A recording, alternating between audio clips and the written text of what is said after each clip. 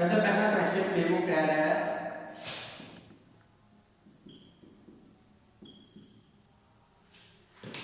Find the sum of integer multiple 3। जो ऐसे integer लेने उनको सम करना जो मल्टीपल 3 है। किसके दरमियान लेना 4 और 97।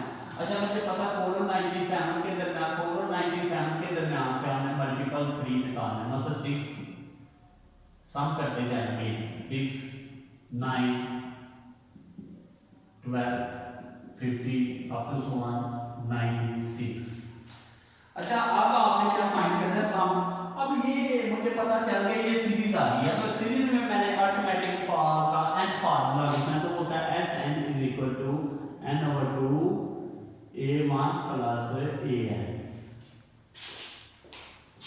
अच्छा सीरीज में अरिथमेटिक का nth फार्मूला मैंने लिख दिया। पहले सीक्वेंस में मैंने काम किया था, अब मैंने सीरीज पर काम करना है। ठीक है, तो अब मैं सम फाइंड करना है तो इसका मतलब है h फाइंड करना है।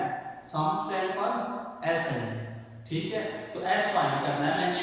तो कहता है अगर आपको ये दे दिया जाए तो आप ये फाइंड करने के मेरे पास an होना चाहिए, a1 होना चाहिए, n होना चाहिए। तो मैं इस वे से फाइंड करता हूँ, इसे फाइंड कर। तो a1 मेरे पास तो मिल गया 6 और an किसके इक्वल होता है हमें पता है a1 + n-1 भी होता है। अब a6 मिल गया तो उसके बाद हमें किसकी जरूरत है, जो लास्ट वाली टर्म होती है वो an होती है। 96 भी हमें मिल गया। ठीक है स्टूडेंट, अब हमने इसमें से क्या करना है d भी निकालना है। तो d कैसे निकालेंगे, सेकंड माइनस फर्स्ट। तो ये मेरे पास क्या आ जाएगा 3 आ गया, d भी आ गया। अब मैंने सबका फार्मूला उसमें देखे तो n फाइंड करना है। क्या फाइंड करना है n।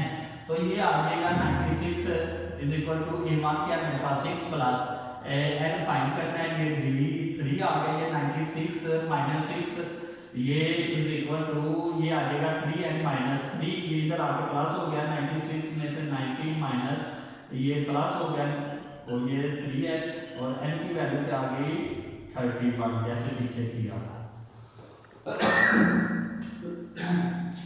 अच्छा n 31 आ गया। अब एक फार्मूले में पुट करूंगा तो s 31 = 31/2 a1 क्या मेरे पास 6 प्लस an मेरे पास क्या आ गया 96।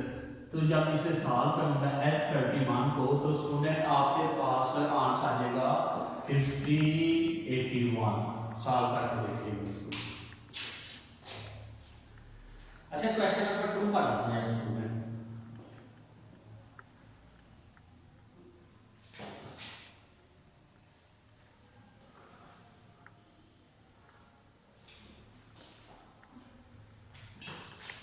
Sn किसके इक्वल बनता है n/2 a1 + an। स्टूडेंट इसे हम चेंज करके दूसरा फार्मूला भी लिख सकते हैं a1 + n-1 d an की वैल्यू लिखी है n/2 ये a1 2 a1 + n-1 d। Student ये Sn का दूसरा फॉर्म। ये तब होता है दूसरा जब nth इक्वेशन ना मिले, an ना मिले तो फिर ये दूसरा हम लगाते हैं। क्वेश्चन नंबर 2 में देखिए स्टूडेंट, उसमें कह रहा है फाइंड सीरीज।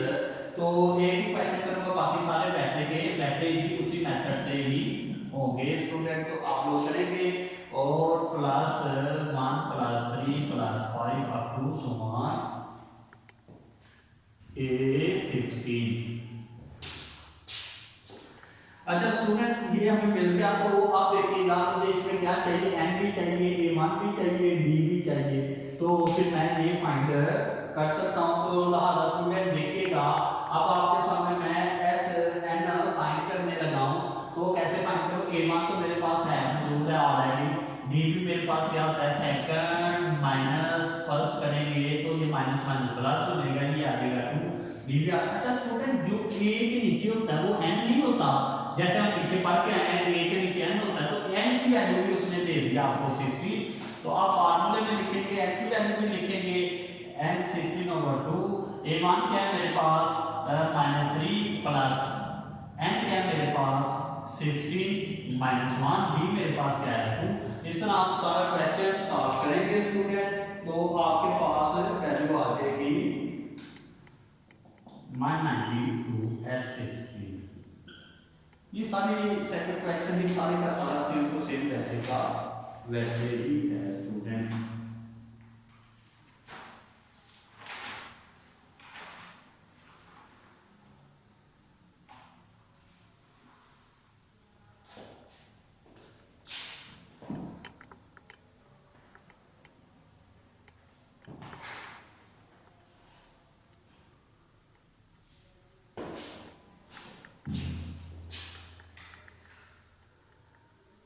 कहते हैं हाउ मेनी टर्म।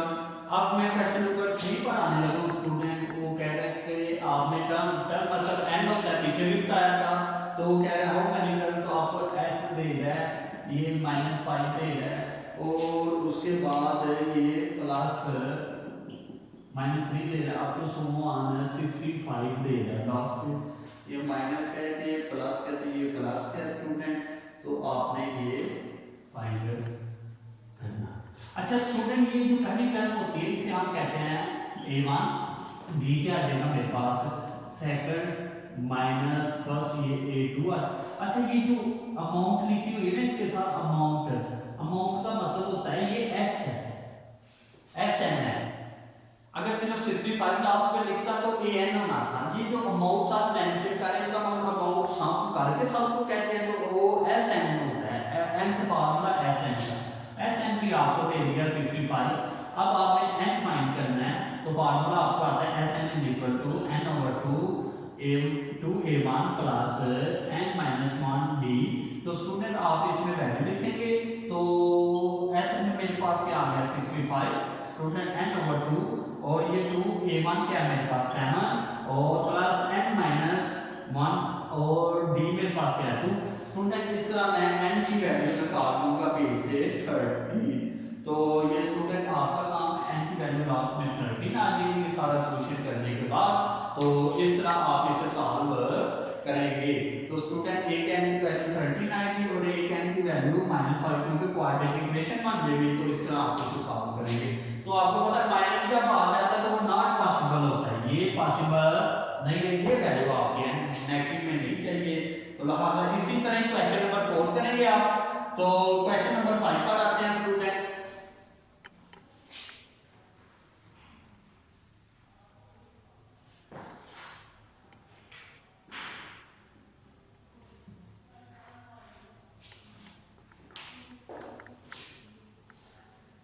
कहता find the sum 20 term of the series अर्थ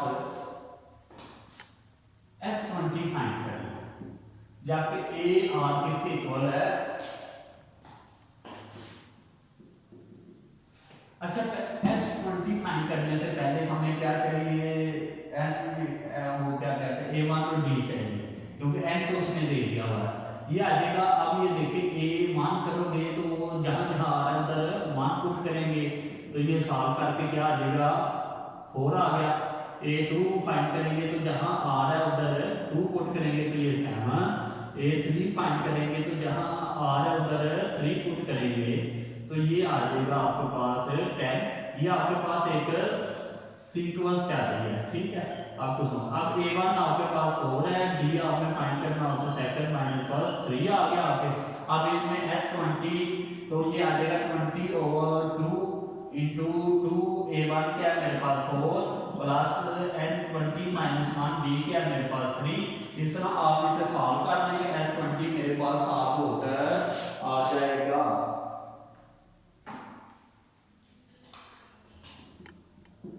ये स्टूडेंट इस तरह सॉल्व होगा।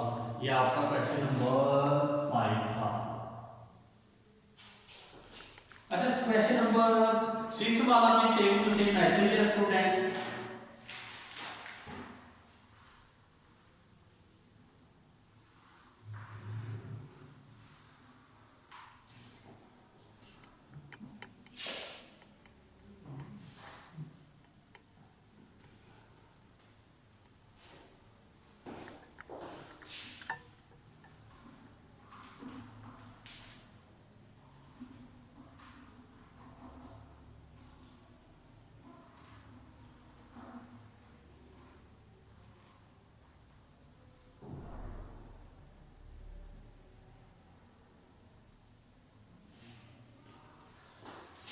स्टूडेंट कह रहा है कि अगर ratio sum after two series की जो सम है उसकी रेशियो किसके इक्वल है, वो बताता हूँ। ये एक एस एन रेशियो जो है एस एन डैश अगर इक्वल है 3n प्लस 1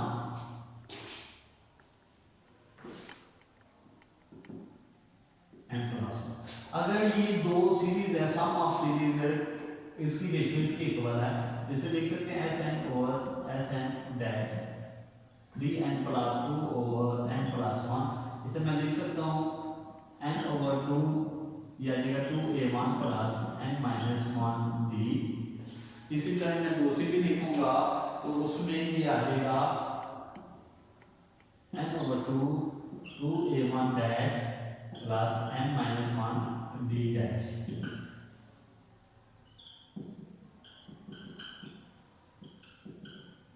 अच्छा स्टूडेंट इधर से मैं 2 कॉमन निकालूंगा तो इधर से तो निकल देगा, इधर से नहीं निकलेगा तो इसके ओवर में चला जाएगा।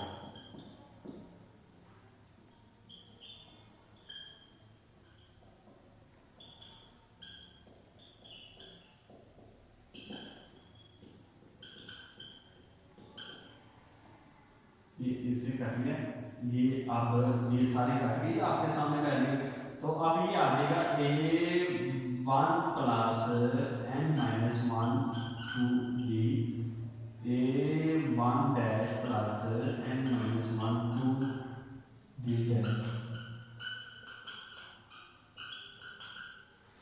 अच्छा स्टूडेंट ये आपके सामने एक सॉल्यूशन बता रहा है, उसने फिर क्या कहा है कि find the ratio of th term की रेशियो फाइंड करें।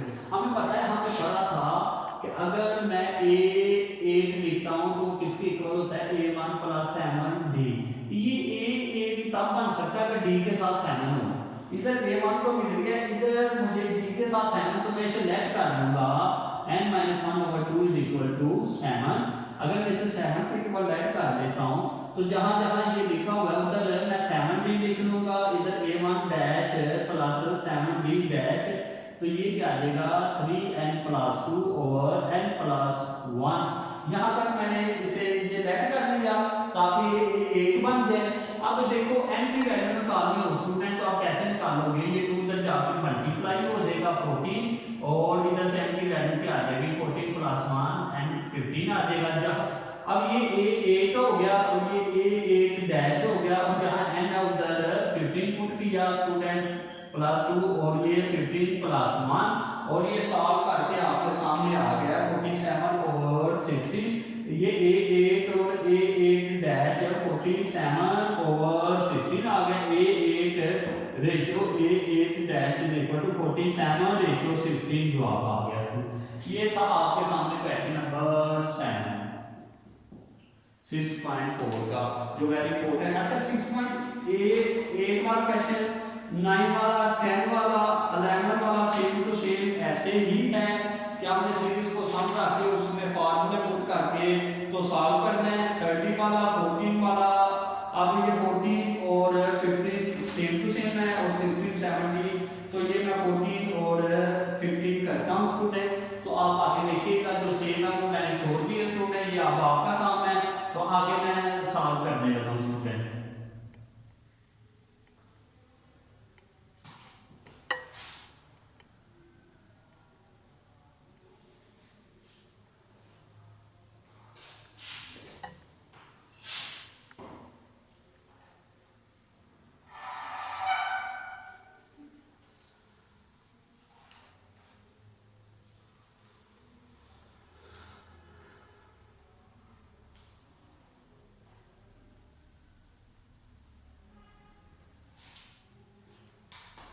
स्टूडेंट ये देखिए, अगर आप S9 बनाना चाहते हैं तो आपने फार्मूला पढ़ा हुआ था Sn is equal to n over 2 2a1 plus n minus 1d। अगर आप इधर S9 करना चाहते तो ये आ जाएगा 9 ओवर 2 ये 2a1 प्लस 9 माइनस 1d। तो ये S9 किसके इक्वल है 9 ओवर 2 यानी 2a1 प्लस 8d, इधर से 2 कॉमन करेंगे आप तो ये आ जाएगा 2a1 प्लस 4d। ये 2 2 से कट, ये मल्टीप्लाई हो गया 9 A1 प्लस 36D। इस तरह आप S9 बना सकते हो स्टूडेंट, आप S8 बनाओ, S7 बनाओ, जो भी बनाओ, इस फार्मूले में वैल्यू पुट करते जाना बनाना। ये सारे क्वेश्चन पीछे वाले ऐसे सॉल्व होते हैं। अब मैं 40 वाला बताने लगा हूँ, इसे अच्छे तरीके से ठीक कर दीजिएगा स्टूडेंट, तो आपको समझ आ जाएगी। क्वेश्चन नंबर 40 में कहता है the sum of 3 number AP। 3 number AP में कैसे लेते हैं स्टूडेंट, ये समझिए। जब वो आठ बोलेगा कैसे लेते हैं, इवन बोलेगा कैसे लेते हैं स्टूडेंट। A1 ऐसे लिखे, B A1 प्लस B करना है और पीछे को A1 माइनस B करना है। स्टूडेंट समझ आ रही है कि नहीं आ रही, ये ऐसे करना है। अगर वो कहता है इवन 4 चाहिए, 4 नंबर, तो आपने बीच A1 नहीं लिखना है, A1 प्लस B से चलना है, A1 प्लस 2D लिखना है और इधर A1 माइनस B और A1 प्लस 2D लिखना है। ठीक है स्टूडेंट, 4 नंबर ऐसे। अगर वो कहता है 5 वाला, तो A1 प्लस B। जब वो कहता है 5 लेने हैं, तो A1 B लिख के इधर A1 माइनस B, तीन हो गए। फिर आगे A1 प्लस इसके बाद आपने 2D नहीं लिखना, 3D नहीं लिखना, उसे क्या लिख लेना है 3D और इधर से A1। इस तरह 5 नंबर लेने हैं। ये मैंने आपको तरीका बता दिया, सवाल बड़ा सिंपल है, अच्छे तरीके से समझ आगे वाले सारे सवाल ऐसे सॉल्व होंगे। इस तरह आपकी 6.4 खत्म हो जाएगी। उसमें क्वेश्चन नंबर 14 में क्या है, क्वेश्चन नंबर 14 में क्या है, the sum of 3 number AP। अगर आप 3 नंबर को सम करते हो, 3 नंबर मैं लेने लगा हूं,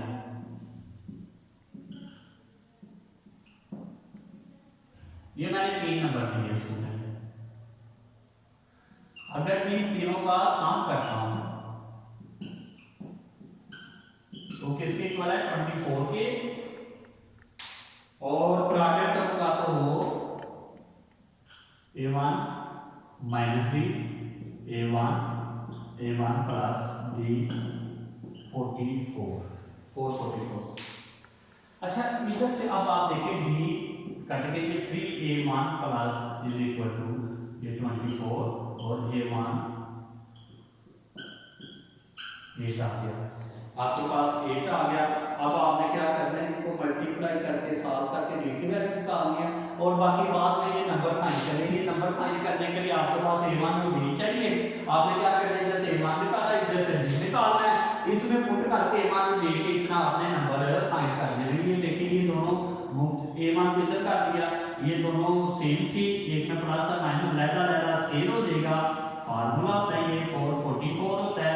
A1 8 है, 8 का स्केल 64 है, माइनस B स्केल फाइंड करना है मैंने। इस तरह मैंने इसे सॉल्व कर दिया। तो सॉल्व करने के बाद मेरे पास B की मेरे पास दो वैल्यू आई है, वो क्या है, B प्लस माइनस 3। एक दफा मैंने B को प्लस में लेना है, एक दफा मैंने B को माइनस में लेना है। अच्छा जब मैंने ये नंबर लिए A1 minus D, A1 plus D, मैंने A1 को 8 रखा और D को प्लस रख के करने लगा। A1 8 क्या, 8 माइनस 3, 8 प्लस 3, ये क्या आएगा 5, ये 8 और ये 11। अगर मैं A1 8 ही है और D को मैं माइनस रख लूँगा, तो इधर आप जब माइनस रखेंगे तो 8 प्लस 3 हो जाएगा और ये 8 आ जाएगा और ये 8 माइनस 3 आ जाएगा, तो ये आ जाएगा 11, उसके बाद 8 और ये आ जाएगा 5। इस तरह ये नंबर बनते हैं। ये थी स्टूडेंट 6.4 और इसी तरह ये 6.4 का इख्तिताम करता हूँ और हम जाते हैं 6.6 पर। 6.5 आपने नहीं सॉल्व कर ली स्टूडेंट। अब हम 6.6 पर चलते हैं, जिसमें हमने ज्योमेट्रिक प्रोग्रेस की बात करनी है। अर्थमेटिक प्रोग्रेस हमारा फिनिश हुआ स्टूडेंट, इसे अच्छे तरीके से आपने समझ लिया। अगर आपको अर्थमेटिक प्रोग्रेस आता है तो हार्मोनिक प्रोग्रेस भी इसका ही उल्ट होगा। मैं आपको हिंट दूंगा, वो सारा आप खुद सॉल्व करेंगे स्टूडेंट। ये था हमारा 6.4 और आगे चलते हैं।